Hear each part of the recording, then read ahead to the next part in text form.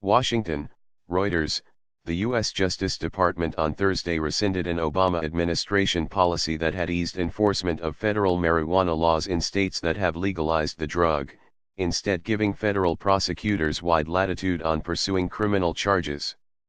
Attorney General Jeff Sessions, known as a strong opponent of legalizing marijuana, overturned the policy but stopped short of directly encouraging U.S. prosecutors to bring marijuana cases. His action drew immediate condemnation from marijuana legalization advocates and some lawmakers in both parties who said it trampled on the rights of voters in states where the drug is now legal and created uncertainty about how strictly federal drugs laws will be enforced. The administration trademark's move also raised questions about how the new policy will impact the burgeoning marijuana industry in places like California and Colorado.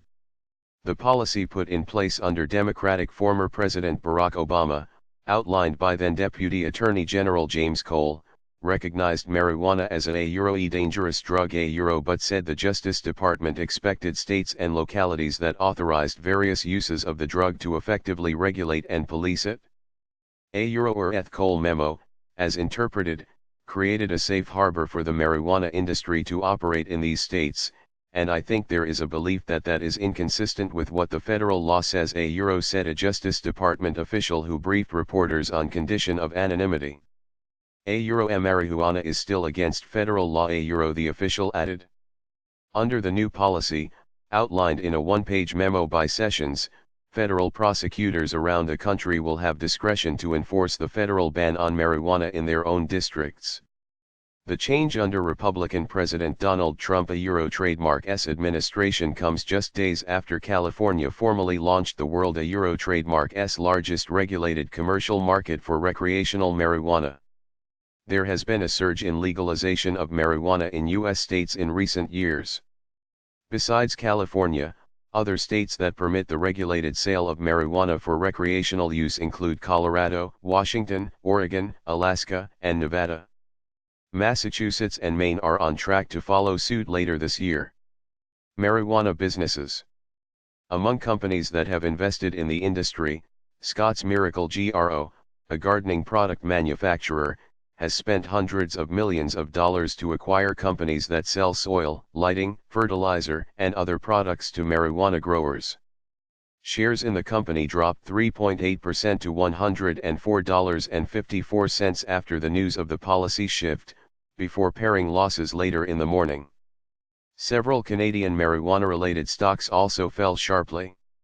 The policy being reversed had sought to provide more clarity on how prosecutors would enforce federal laws that ban marijuana in states that have legalized it for medicinal or recreational use. Sessions has made no secret about his disdain for marijuana. He has said the drug is harmful and should not be legalized, and has also called it a gateway drug for opioid addicts.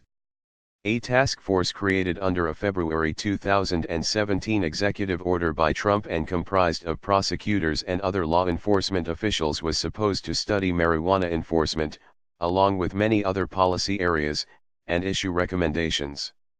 Its recommendations were due in July 2017, but the Justice Department has not made public what the task force determined was appropriate for marijuana. Marijuana advocates criticized the planned change to policy. Jeff Sessions is acting on his warped desire to return America to the failed beliefs of the Just Say No trademark and reefer madness eras, said Eric Altieri, the executive director of the pro-marijuana group Normel. Ethy's action flies in the face of sensible public policy and broad public opinion. Republican Senator Cory Gardner, who represents Colorado where marijuana is legal, also criticized the move, saying on Twitter that the Justice Department was trampling on the will and rights of voters. Ethy's reported action directly contradicts what Attorney General Sessions told me prior to his confirmation, he wrote. Gardner added that he would take all steps necessary to fight the measure, including possibly holding up the Senate from voting on pending Justice Department nominees. The department still has a long line of nominees waiting to be confirmed, including the heads of the criminal, civil, and national security divisions.